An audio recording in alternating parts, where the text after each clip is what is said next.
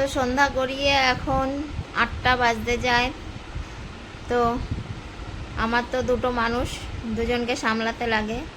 তো দুজনকে আমি কিভাবে সামলাচ্ছি দুই দিকে, চলো তোমাদেরকে দেখাই। আমি একটা ছোট বাচ্চা আর একটা বড় বাচ্চাকে, দুটো বাচ্চাকে আমি কিভাবে সামলাচ্ছি।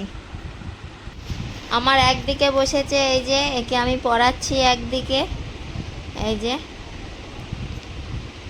কিছুই মাথায় মনে থাকে না,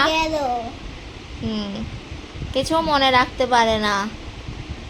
আর একজনকে সামলাচ্ছি, এই যে পা টিপে দিচ্ছি, এইভাবে সামলাচ্ছি আমি দুইজনকে। এই যে শরীর খারাপ,